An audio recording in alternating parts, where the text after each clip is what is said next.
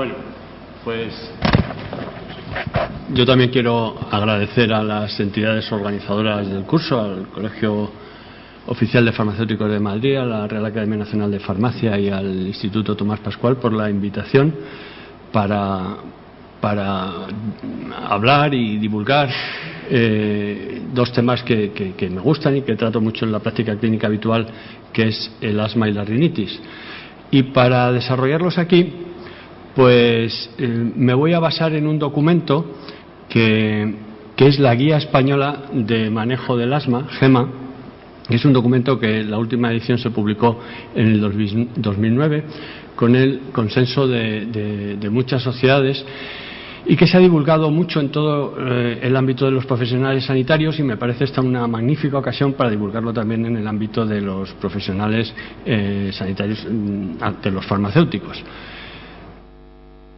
El asma se define, en la definición del asma están contenidas las características más importantes de la enfermedad.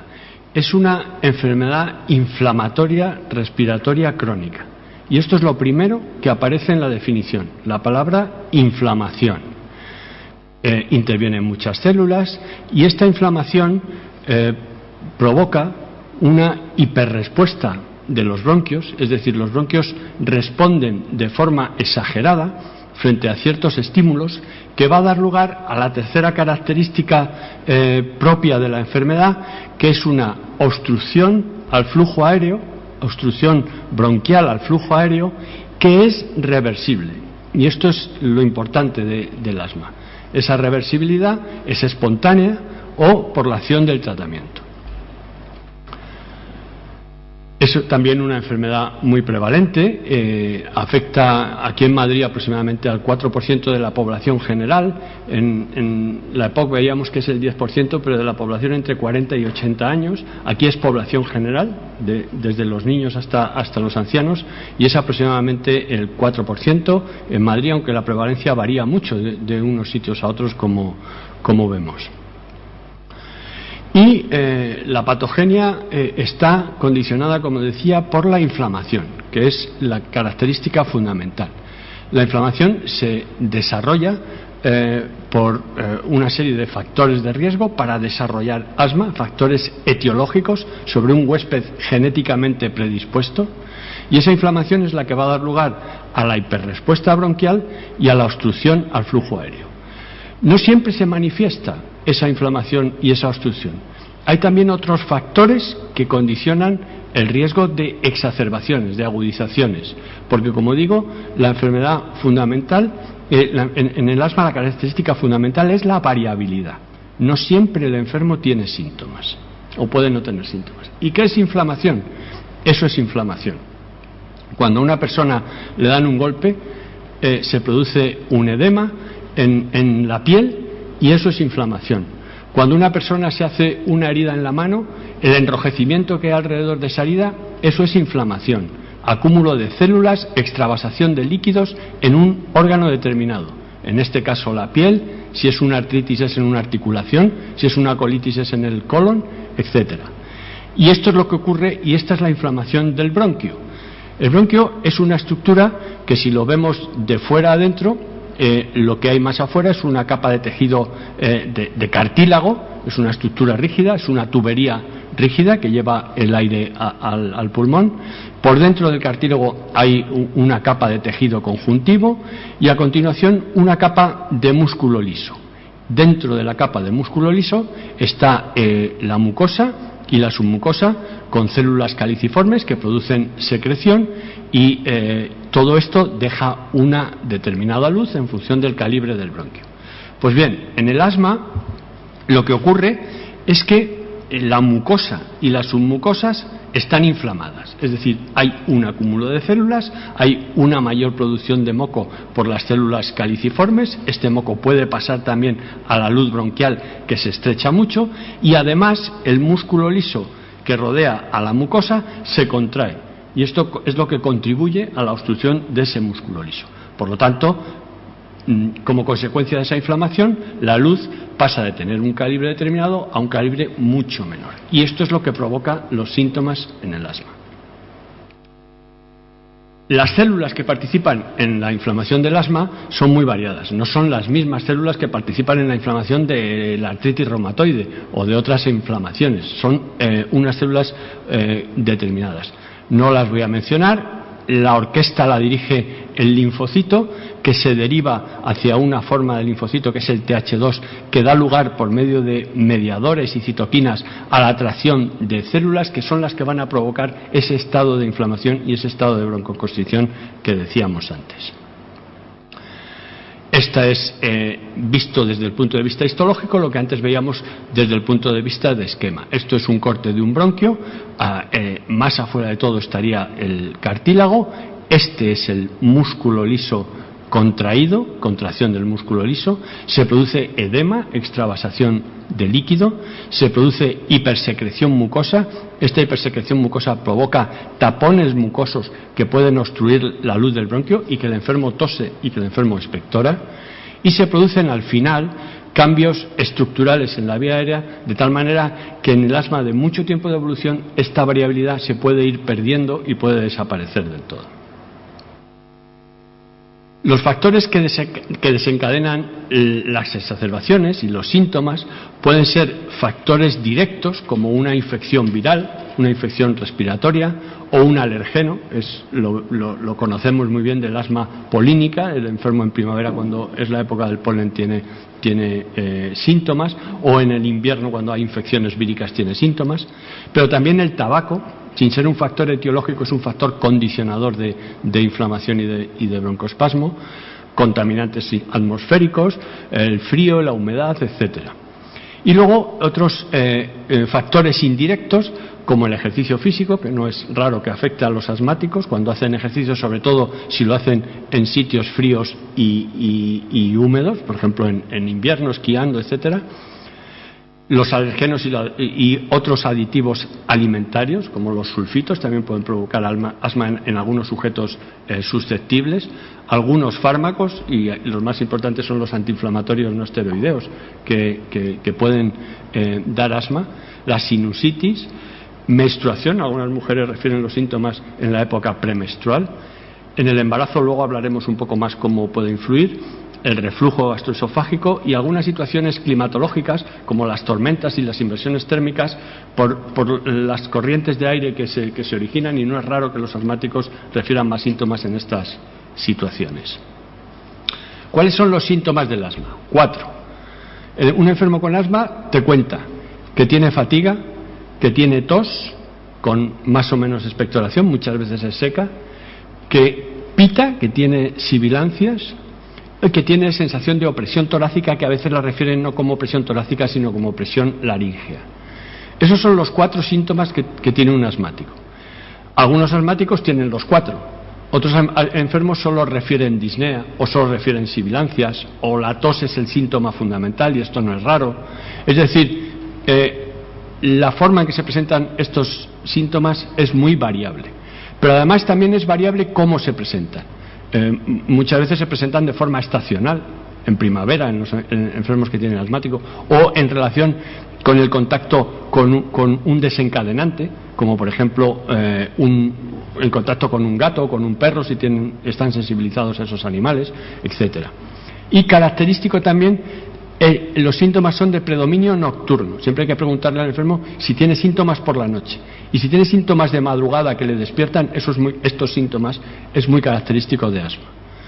También estos síntomas se presentan después de factores desencadenantes como infecciones víricas o exposición a alergenos, también por exposición a tabaco, ejercicio, etcétera. Y muchas veces el enfermo refiere una historia de alergia, de atopia. Yo tengo también una rinitis en primavera, o cuando era pequeño tenía dermatitis atópica, etcétera. Una historia alérgica de base. Estos síntomas, el asma es una enfermedad obstructiva y el mayor problema de diagnóstico viene con la otra gran enfermedad obstructiva, que es la que nos ha hablado antes Fran, que es la EPOC. Y entre estas dos enfermedades es donde es importante establecer el diagnóstico diferencial. No es difícil el diagnóstico diferencial si los síntomas lo tiene una chica joven que no ha fumado en su vida y Por otro lado, el otro espectro es un señor mayor de 60 años que lleva 40 años fumando un paquete al día. La chica va a tener asma, el señor va a tener EPOC, pero estos modelos pueden no ser así. Por ejemplo, una mujer más mayor que lleva mucho tiempo fumando puede plantear el diagnóstico si es asma o si es EPOC. Y estas son lo que nos orienta.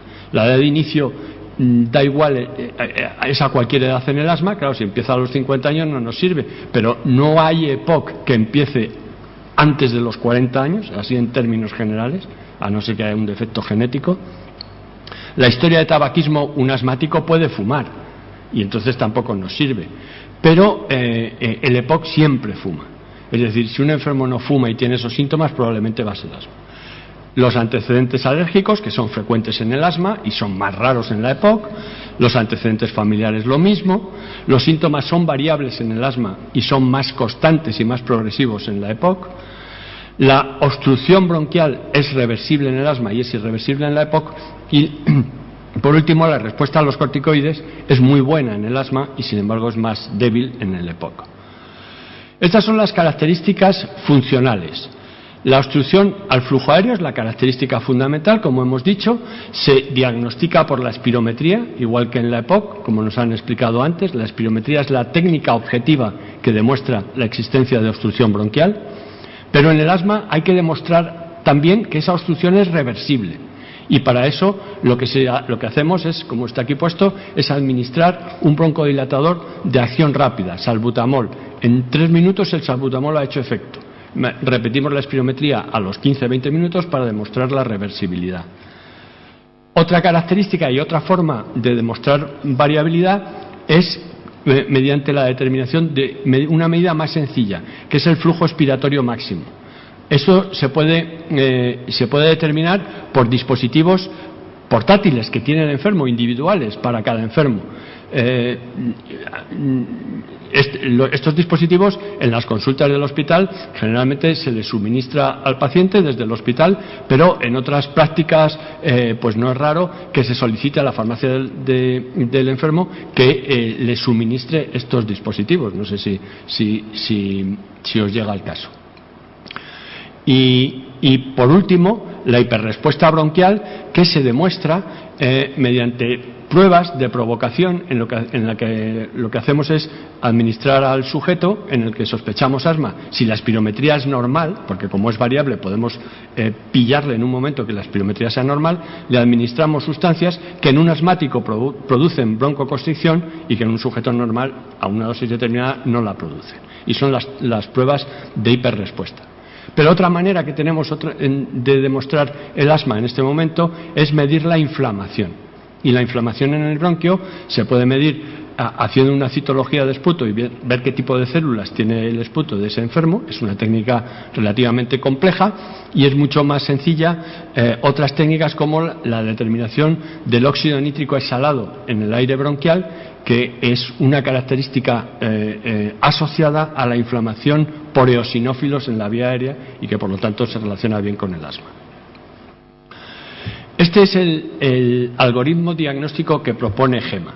Básicamente, en un enfermo que tiene síntomas se le hace una espirometría con prueba broncodilatadora y si la espirometría es normal, está en el margen de referencia, pero la prueba broncodilatadora es positiva, porque esto puede ocurrir, es decir, cuando sospechamos asma, aunque la espirometría es normal, le damos un broncodilatador y a veces ese normal se pone más normal, es decir, mejora más, y entonces esto ya es característica de asma si se confirma con el tratamiento. Pero si la prueba broncodilatadora es negativa, pues también confirma el diagnóstico las otras cosas que hemos dicho. La variabilidad del flujo expiratorio máximo, del peak flow, la presencia de inflamación eosinofílica determinada por el óxido nítrico o la prueba de broncoconstricción positiva. Si la espirometría demuestra que hay obstrucción y esa obstrucción tiene una prueba broncodilatadora positiva, pues también el diagnóstico de asma está hecho si se confirma con la respuesta al tratamiento.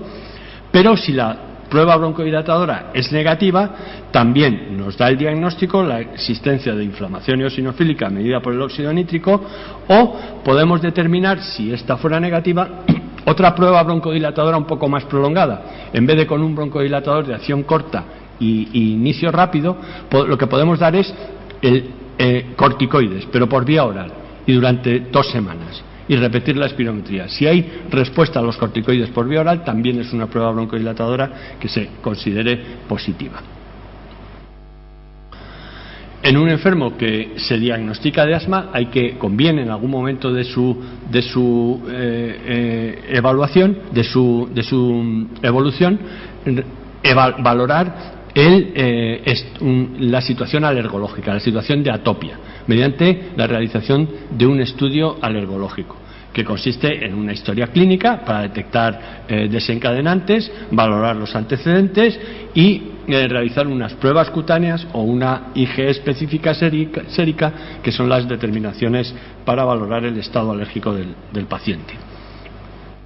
El asma la clasificamos de 2 formas.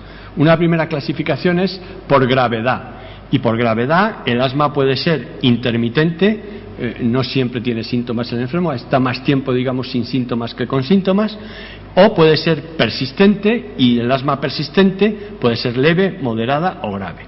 Para determinar estos estadios de la enfermedad nos fijamos en los síntomas diurnos y nocturnos, nos fijamos en la utilización de medicación de rescate por parte del paciente, nos fijamos en cómo limitan los síntomas la actividad del sujeto y nos fijamos en la función pulmonar, espirometría o variabilidad del peak flow, y por último en la existencia de agudizaciones. Y con todo esto construimos una tabla con la que determinamos la gravedad. Y la otra clasificación es el control. Y ahora diré en qué se diferencian. Y para el control determinamos que un enfermo está bien controlado, parcialmente controlado o mal controlado. Y nos fijamos en lo mismo que para la gravedad: síntomas diurnos y nocturnos, limitación de actividades, medicación de rescate o de alivio, función pulmonar, agudizaciones y, bueno, aquí hay unos cuestionarios validados de control. ¿Qué diferencia hay entonces entre gravedad y control? Que la gravedad se determina antes de comenzar el tratamiento, porque un enfermo puede estar por la clasificación de gravedad grave o persistente moderada, pero cuando le ponemos el tratamiento, el enfermo se le quitan los síntomas y pasa a persistente leve y por lo tanto ya no nos sirve. Una vez que está el enfermo con tratamiento, nos olvidamos, entre comillas, de la gravedad y lo que determinamos es el control. Y eso es lo que nos sirve para modificar el tratamiento, para ir ajustándole el tratamiento al enfermo, en el grado de control. No en la gravedad, sino en el grado de control. Un asma grave bien controlada, ya está, podemos quedarnos con un determinado tratamiento. Si el asma es leve pero no está controlada, hay que subir el tratamiento. El grado de control es importante por 2 aspectos, y esto es muy importante señalárselo al enfermo. Uno es el control actual, que es el control que mejora los síntomas. Estoy controlado porque ya no tengo síntomas, ya no tengo fatiga, ya no pito, ya no tengo tos, etcétera. Ese es el control actual. Síntomas, ya no necesito echarme Ventolin, puedo hacer todas las actividades, etcétera. Y tengo bien la función pulmonar. Pero otro aspecto importante que hay que señalar al enfermo es el control futuro, el riesgo futuro. Y lo que queremos en el control del asma es reducir ese riesgo futuro. Es decir, puede que no tengas síntomas ahora, pero puede que en el futuro tengas una agudización o empeore tu función pulmonar o tengas un efecto adverso por culpa del tratamiento si es que estás tomando mucho tratamiento. Yo a los enfermos les digo que el tratamiento del asma tienen que considerarlo como el tratamiento del colesterol. ¿Para qué toma un enfermo medicación para el colesterol? No la toma para reducir síntomas que no tiene. El colesterol no da síntomas. La toma para prevenir el riesgo futuro de un infarto. Para eso toma medicación para el colesterol. Y aquí es igual. En el asma, una vez que el enfermo está bien controlado, hemos alcanzado el control actual, hay que hacer énfasis en el enfermo para que siga las recomendaciones de tratamiento para reducir también el riesgo futuro, el riesgo del infarto del asma, que es la agudización. ¿Cuáles son los objetivos del tratamiento? ¿Qué es lo que perseguimos con el tratamiento del asma? Conseguir el control actual, previniendo los síntomas, es decir, todas las características de control que hemos dicho antes, y prevenir el riesgo futuro. Los dos aspectos, por lo tanto. Y eso es lo que quiero señalar como importante. Muchas gracias. El manejo del asma comprende dos aspectos fundamentales. Uno es el tratamiento que puede ser farmacológico o no farmacológico, por ejemplo el control ambiental, el control de los desencadenantes, de los alergenos, o las vacunas, la inmunoterapia con alergenos cuando esté indicada, la vacunación antigripal, la antineumocócica, no está tan claro el papel, pero la antigripal sí. Esto es la faceta del tratamiento.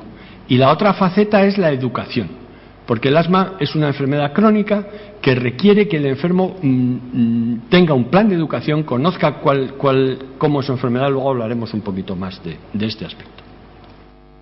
Para empezar con el tratamiento farmacológico, los fármacos para tratar el asma se dividen en fármacos con los que se obtiene el control o tratamiento de mantenimiento y fármacos de alivio, fármacos de rescate. El tratamiento de mantenimiento, normalmente el facultativo, el médico le dice: este es el tratamiento que tiene usted que hacer para este periodo de tiempo. Y el tratamiento de alivio es el tratamiento que tiene el enfermo para utilizar en función de sus síntomas. El principal fármaco en el tratamiento del mantenimiento del asma son los corticoides inhalados. Antes Fran nos decía, el primer fármaco en el tratamiento de la POC eran los broncodilatadores. Aquí, en el asma, el primer fármaco en el tratamiento de mantenimiento son los corticoides inhalados.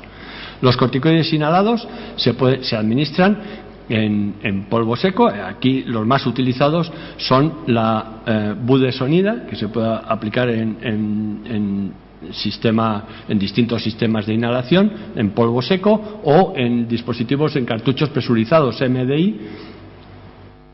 Y el otro gran fármaco es la fluticasona, que también se puede administrar en sistema MDI o en otro sistema que es el sistema Acuhaler para la fluticasona. Estos son los corticoides inhalados. Los corticoides sistémicos también son otro fármaco de mantenimiento, aunque generalmente se utilizan en las agudizaciones, pero algunos enfermos graves pueden necesitarlos también de mantenimiento. Los tres que más se utilizan son la prednisona, el deflazacor y la metilprednisolona, que se pueden administrar a dosis más altas en las agudizaciones o a dosis más bajas de mantenimiento en algunos enfermos. La diferencia entre los corticoides orales y los corticoides inhalados es muy clara. Los corticoides inhalados se dosifican en microgramos. Los corticoides orales se dosifican en miligramos, 1000 de diferencia entre microgramos y miligramos. Si damos 200 microgramos de budesonida y damos 20 de un corticoide oral, la diferencia es de 100. O sea que la diferencia de dosis es fundamental. Por eso los corticoides inhalados tienen muchísimo menos efectos secundarios y son prácticamente efectos secundarios locales, y sin embargo los corticoides orales ya tienen efectos secundarios sistémicos administrados a largo plazo, etcétera. El siguiente grupo de fármacos son los broncodilatadores aquí. Y los primeros broncodilatadores que voy a mencionar en el mantenimiento son los agonistas beta-adrenérgicos de acción prolongada, los LABA, que se llaman por el acrónimo inglés. Formoterol y salmeterol. El salmeterol por MDI, el formoterol, hay alguna otra presentación en polvo, y el salmeterol lo hay en MDI y en Acuhaler. Hay otro que es el indacaterol, de reciente aparición, una vez al día, pero ojo, este fármaco no tiene indicación en el asma, tiene indicación en el EPOC, no se utiliza en asma. El problema de los beta-adrenérgicos de larga duración en el asma es que nunca se deben administrar solos. Siempre, por norma, se tienen que administrar asociados a los corticoides inhalados. ¿Por qué? Porque se ha demostrado que en enfermos que solo toman broncodilatadores, y eso es lo que más nota el enfermo, los corticoides inhalados no los nota los broncodilatadores, pero se ha demostrado un incremento de las muertes por asma en enfermos que solo toman broncodilatadores beta-agonistas adrenérgicos, y por lo tanto siempre hay que darlos asociados a un corticoide. Y de esa forma, salvo excepciones, cuando se administra un LABA, un beta-adrenérgico de larga duración, se debe administrar en una combinación junto con el corticoide inhalado. Combinaciones que hay de formoterol budesonida, combinaciones de salmeterol fluticasona en distintas presentaciones y combinaciones de formoterol y beclometasona, que es otra de las presentaciones. Otros fármacos de mantenimiento, pues los antagonistas de los leucotrienos, que se dan aquí en España el Montelukast, que se administra en comprimidos, actúa sobre una vía específica de la inflamación del asma y en algunos enfermos tiene muy buenos resultados. Las teofilinas, de acción retardada, y para enfermos con asma grave mal controlada y que es alérgica, que de etiología alérgica, pues anticuerpos monoclonales anti-IgE, que en España solo está comercializado el Solair, el omalizumab. Los fármacos de alivio, de rescate, son los beta-agonistas de acción corta, el salbutamol, el Ventolin, o la terbutalina, y el bromuro de ipratropio, de acción corta también, que se utiliza generalmente asociado al salbutamol y muchas veces en las crisis, no como única medida de broncodilatación, de alivio en los enfermos asmáticos. Esto es lo que el enfermo lleva en el bolsillo y decide cuándo tomarlo, en función de los síntomas. Los dispositivos de inhalación ya hemos visto que pueden ser inhaladores presurizados, MDI. Si son corticoides inhalados y se quieren administrar con dispositivo presurizado, hay que recomendar una cámara de inhalación. Dispositivos de polvo y nebulizadores jet o ultrasónicos. Aquí hay algunos de los muchos dispositivos que hay. Y bueno, para los distintos, los MDI o los Turbuhaler, los Acuhaler, los Novolizer, los Handihaler, etcétera, que hay miles de dispositivos, y este es un dispositivo nebulizado. Generalmente es raro en el tratamiento de un asmático mandar un tratamiento nebulizado hoy en día en el domicilio, se utilizan algo más en las agudizaciones en el hospital.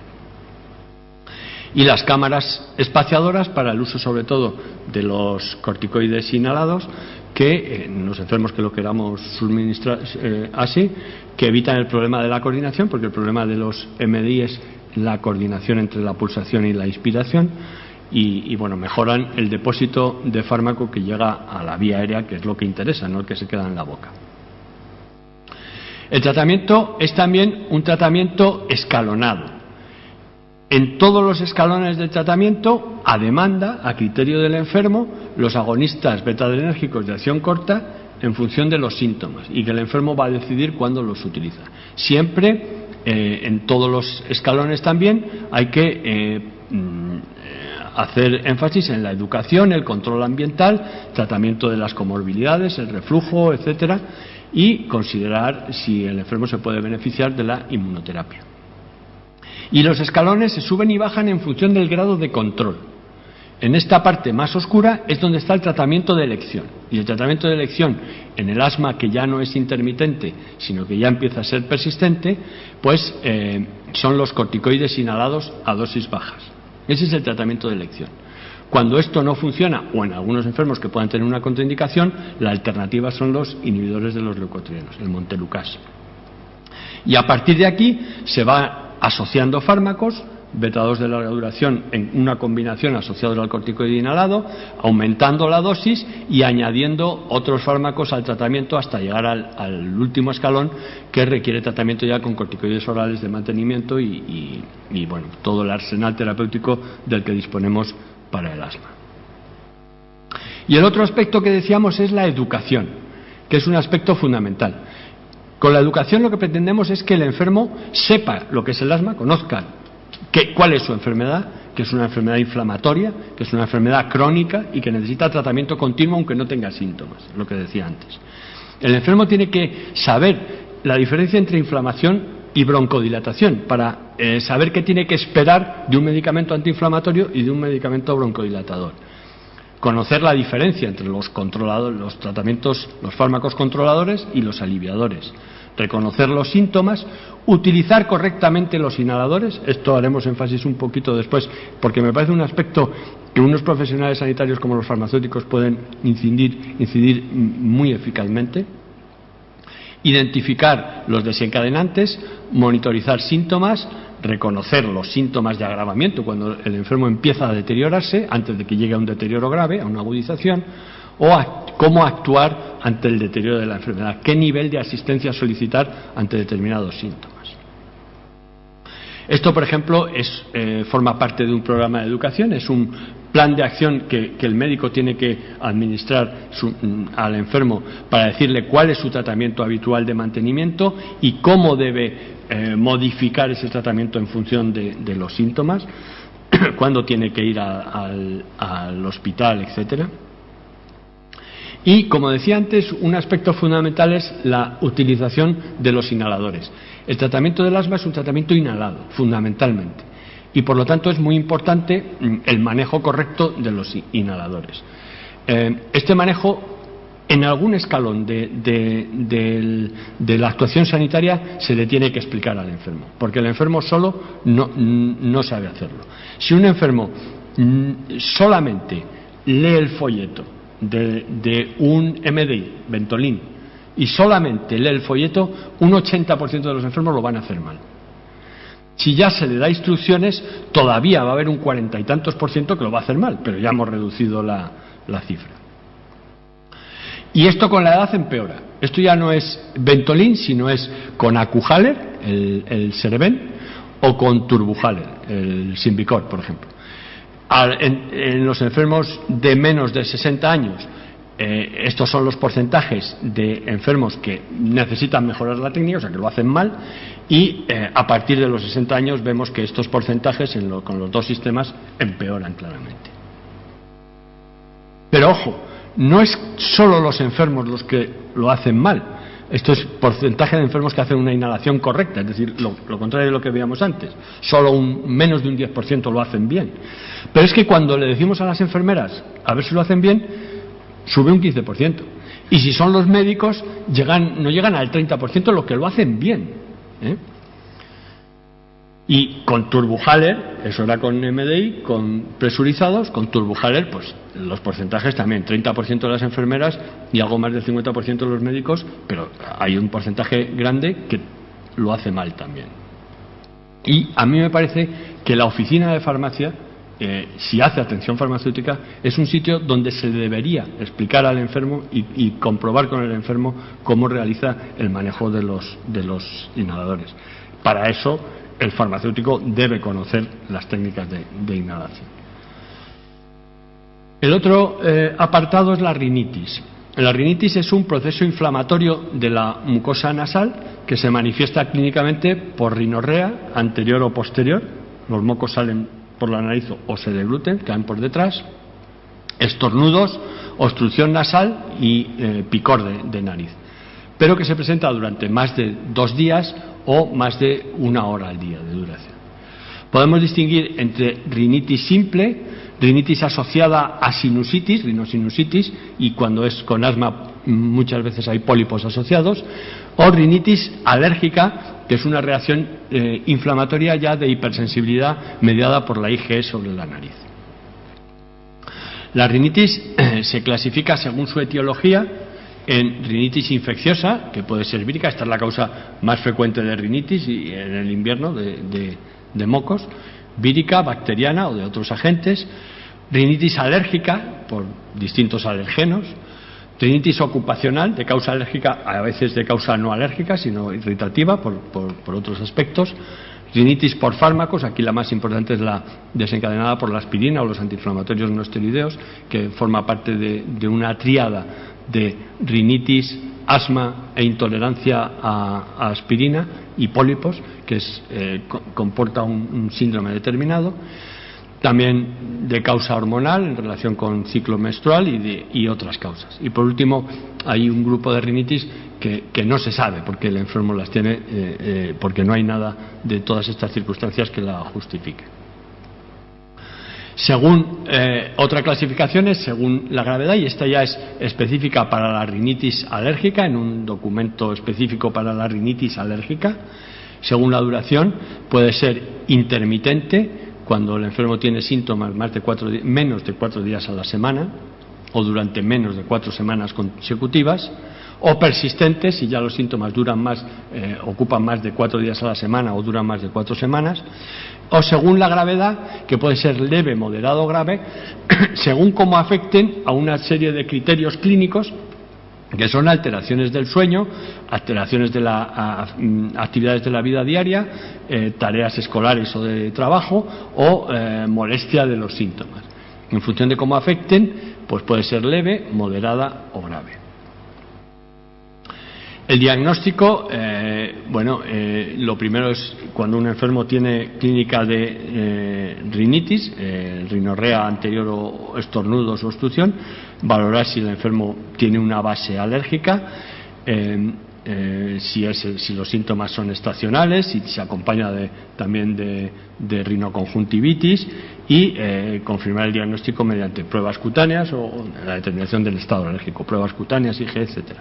Si no es alérgica, si no se sospecha que sea alérgica, pues valorar si, sobre todo lo más importante, si puede tener pólipos o si existe una rinosinusitis.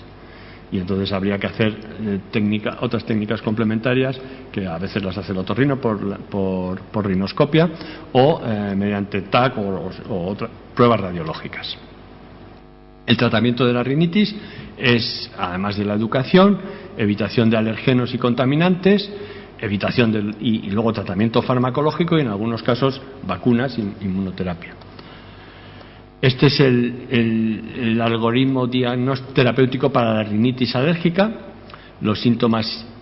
Si los síntomas son intermitentes y leves, solamente antihistamínicos orales o descongestionantes nasales o un inhibidor de los leucotrienos.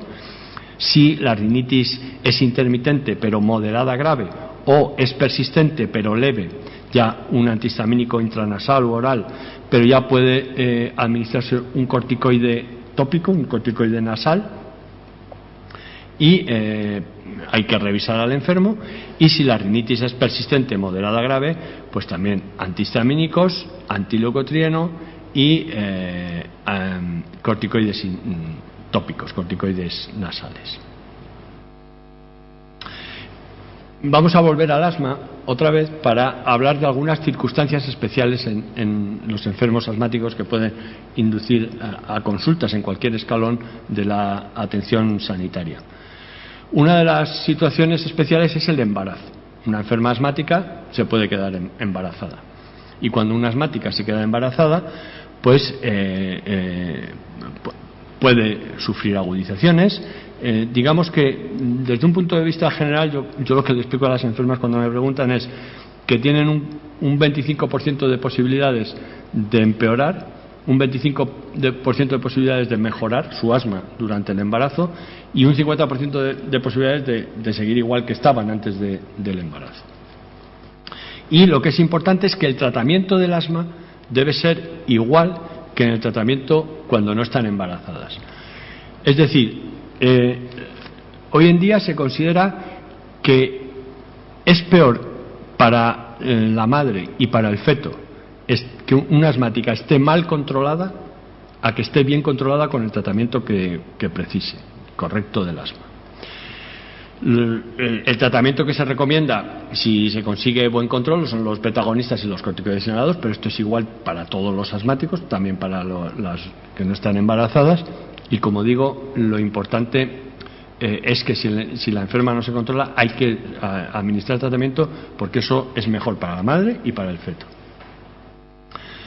El asma es una enfermedad que generalmente responde bien al tratamiento, a los corticoides inhalados, responde bien, pero hay un 5% de pacientes que no responden bien, a pesar de que se controla todo, de que se controlan las comorbilidades, de que se está seguro del diagnóstico, de que se administra el tratamiento correctamente y en el escalón adecuado, pues hay un 5% de enfermos que no se controlan. Esto se llama asma de control difícil y forma un fenotipo específico de asma.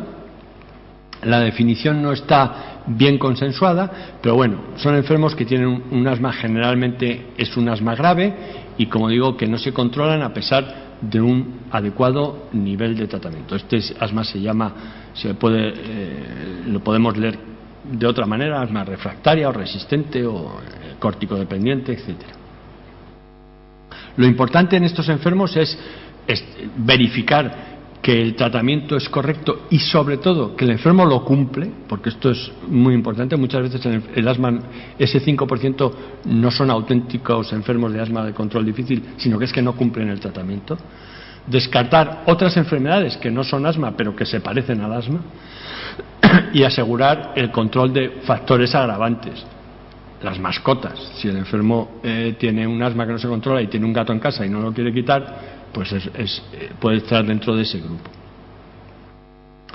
Otro tipo especial de asma es el asma relacionado con el trabajo. Algunos enfermos solo desarrollan síntomas en relación con el ambiente laboral, con el ambiente que tienen en el trabajo. Y hay que distinguir entre lo que se denomina asma ocupacional, que es un enfermo que no tenía asma y al empezar a trabajar en un sitio desarrolla asma por algo condicionado en el trabajo, bien sea por una reacción alérgica o bien sea por una reacción no alérgica. De otro grupo de enfermos, que es enfermos que tienen previamente asma y lo que les ocurre es que se les agrava en el trabajo, también por una reacción alérgica o irritante o lo que sea. Pero hay que distinguir estas dos situaciones. Otra situación que puede simular asma es la disfunción de cuerdas vocales. Se denomina así a una situación que se da en cierto tipo de pacientes, que generalmente son mujeres y son mujeres jóvenes, digamos que con la cabeza no muy bien amueblada, por llamarlo de alguna manera, que pueden desarrollar una abducción de las cuerdas vocales, es decir, se les cierran las cuerdas vocales en inspiración y muchas veces cuando hacen un esfuerzo o una hiperventilación. Entonces, esa es una situación que el enfermo refiere dificultad respiratoria, refiere disnea, pero no es por broncoespasmo, sino por cierre de las cuerdas vocales en la inspiración.